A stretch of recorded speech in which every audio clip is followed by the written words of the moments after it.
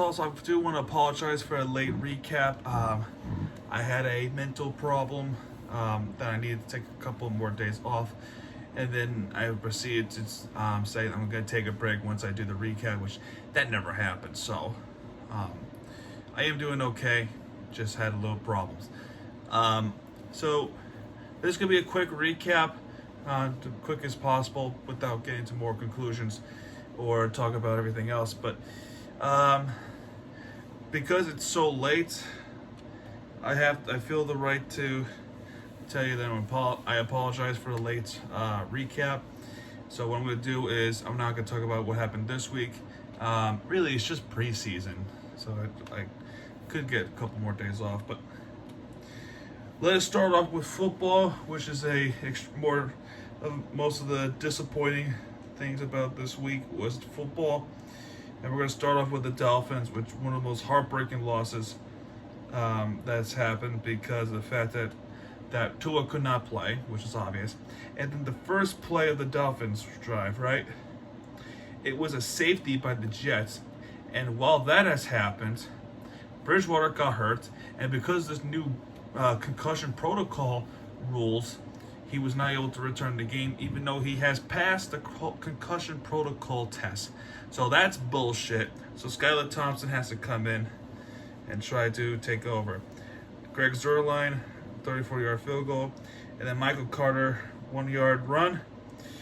After a Breece Hall carry, which was like 79 yards from the pass.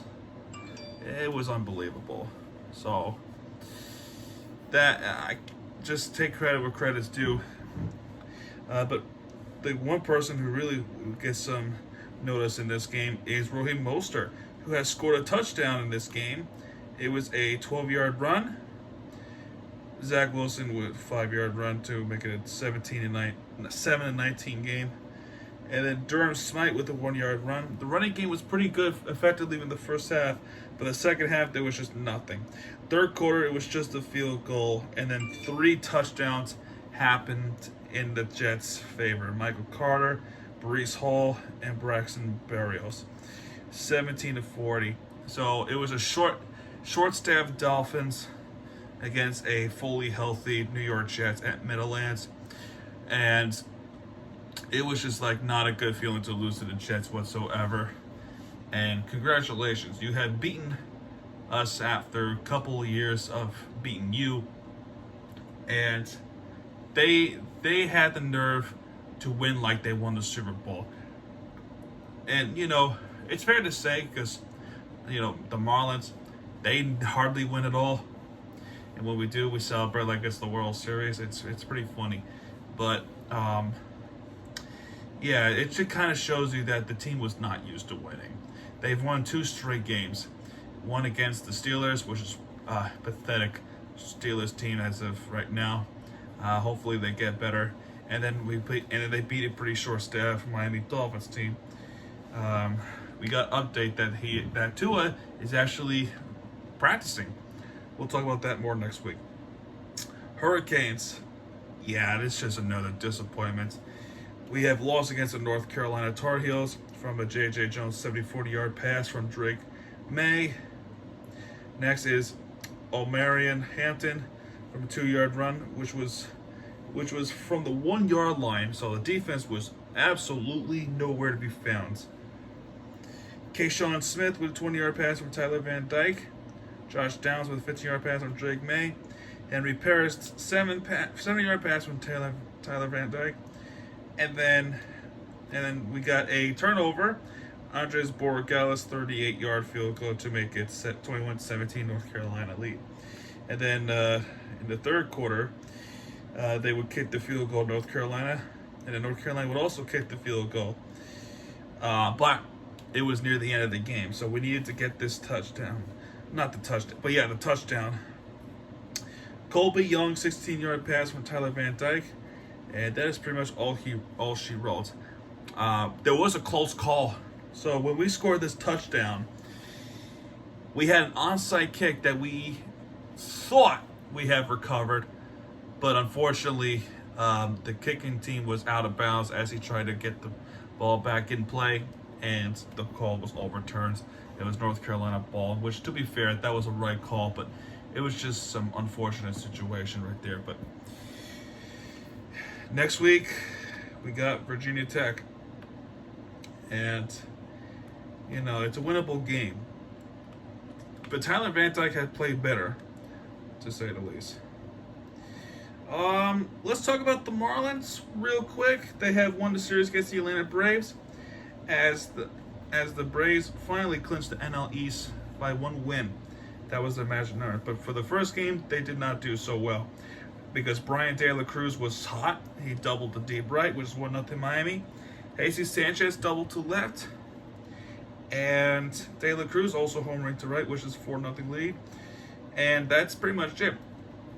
Jesus Luzardo was outstanding. In fact, he broke his career high record. He in that game, 12 strikeouts. And this is only his 4th win of the season. So congrats to Jesus Luzardo. He totally deserved it. 6 innings pitch. Bullpen did not do so bad. And yeah, that's pretty much it. This game, Acuna Jr. single to center. Jesus Sanchez homer to left. And then Contreras single, reach on the infield single, make it 2-1 Atlanta. And that's pretty much it. Braxton Garrett with 7 strikeouts. And, with that in mind, the Braves had clinched the NL East over the Mets. So congratulations to that. But this game was fun to watch. 12-9 game. Peyton Burdick single to left, 2-0 Miami. And then J.J. Bleday single to right, which is 3-0 Miami. And then in the 3rd to 4th inning, Heredia making his double to the left, the deep left, 1-0 Atlanta. Grissom hit by a sacrifice fly, 2-3, and then Rosario single to center in the 4th inning to make it a tie game.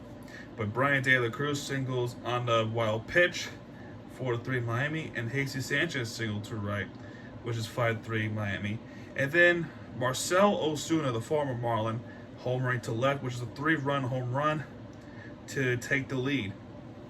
But in the 6th inning, John Burry responded in the big way. He has hit a triple. And another hit was also a triple. So back-to-back triples from John Birdie and J.J. Bleday. And then guess what? The next hit, it was a Nick Fortes home run. So 6-10 Miami. Olsen home run to right center, which is 8-10. Peyton Burdick home run to left, which is 12-8 Miami. And then Heredia to make it a 9-12 game. And well, this was a fun game to watch. So yeah, that's the end of Marlins season. The final record is 69-93. And then there should be some optimism. We'll talk more about this next week because this happened in the middle of the week. But yeah, Don Manley is not coming back. So now they're trying to interview some bench coaches to try to fill in the manager role. But for the Marlins, what they should do this offseason is get a new hitting coach badly. Keep Miles Stoudemire because he's a really good pitching coach. It wasn't his, for the most part, it wasn't his fault.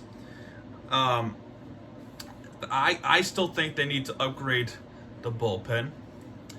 But I also think the bigger help is the offense. They need help. The batting needs help badly. They were short-staffed. And, thankfully the season's over. But, man, they need help from the offense. But these guys, the prospects, they're showing some promise. Groshans making promising moves. Peyton Burdick, LeBlanc was making some good hits. Bleday is hitting good. Miguel Rojas is a veteran. Garcia, he had an okay season. Solaire's season was cut short because of the injury, so he'll come back. Miami FC has lost, but they almost came back against Las Vegas, as Luca Antonelli, who was our player, had an own goal, which makes a Las Vegas lead. Then Daniel Cristotomo for Las Vegas make a 2-0 lead. But Joaquin Rivas responds to make it 2-1. And then Kyle Jennings make it 3-1 for Las Vegas. And then Florian Vallet to try to make a comeback 3-2, but at the end it has cut short. 41% possession Las Vegas compared to 59% that Miami has. 11 shots, 5 on target for Las Vegas compared to 20 shots and 8 on target for Miami. So defensively, it's been pretty frustrating for the Miami FC, but they've already made the playoffs. But they want to try to move up into the standings to try to get closer to the home, to making a home field advantage. But that's not likely to happen now. We had some Heat preseason, but I'm going to wait until next week to talk about the preseason, because tonight was the last preseason game until the regular season game, which is next week. So I'm really excited. So we'll save the preseason talk for next week, because one, I'm pretty late on my recap, and two, I'm tired, and three, I owe you the short video. And finally, I could not find the shirts. It's usually those button-down shirts. I have to wear a jersey for this one. Is Inter Miami? I mean, obviously, I have to say they're the winners of the week, as in a critical game against Orlando City, they need this win to clinch a playoff spot, and they did it in a big way. And what happened was, in the very first touch by Inter Miami, was Leonardo Campana was trying to catch. God, I forgot Orlando's keeper's name. I think it's Gaselli. Catching him off guard, and they did. It was about 30 yards out, right? Almost by the midfield. A long distance goal by Campana, and it went in. What a cool goal by Campana.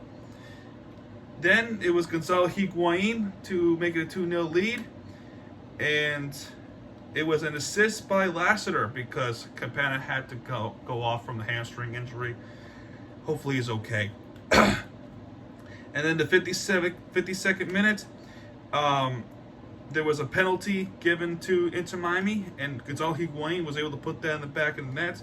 By the way, earlier in that week, Gonzalo Higuain announced his retirement after the season's over. We thank Gonzalo Higuain. Vamos, Gonzalo Higuain, te quiero. And then Ariel Lassiter with a nice goal in the 56th minute. Inter Miami has showed up big time. There was a consolation goal by Erkin Kara for Orlando City, but that's pretty much all she wrote. And when Gonzalo Higuain was getting subbed off, he was getting the curtain call. Well, not really a curtain call, but he was getting the standing ovation from the crowd, and he deserves it. He deserved it, because he is a type of person who will fight for your team, and he loves his guys. And then with this win, Inter Miami has clinched the playoff spot for the second time in the franchise history. The first time was back in 2020 when we were short-staffed from the COVID outbreak, and then we lost to Nashville. Second time in franchise history. We have an opportunity to actually make it a home game, but unfortunately we got beat pretty badly against CF Montreal. But regardless, I didn't care much about this game because we've already made the playoffs. It's only a matter of who we're going to face. So, to George Mihailovic to make it a first goal of the game. And you could say it's sort of a goalkeeping howler by calendar. That was not good for what he did in that one. And then lastly, I'm sorry if I got it wrong. to make it 2-0 Montreal, and then Kel Kamara make it 3-0 lead. And at that point, I'm just like, whatever. I'm just gonna like enjoy the moment while hoping that Orlando City loses, and that didn't happen. Joe Waterman make an own goal for it to Miami, but that's it. And we found out that we have played. We're gonna play against NYCFC on October 17th, and that's a match to watch. That is a match to watch. So again, I apologize for video to be short because I owe you an apology for making it late recap. And yeah, folks, one more thing before we go. This week, Panthers opener. Go Panthers. And we got a first game against the Islanders on Thursday night, which is tomorrow night on this uploading. And yeah, folks, that's gonna do it for real. Yeah.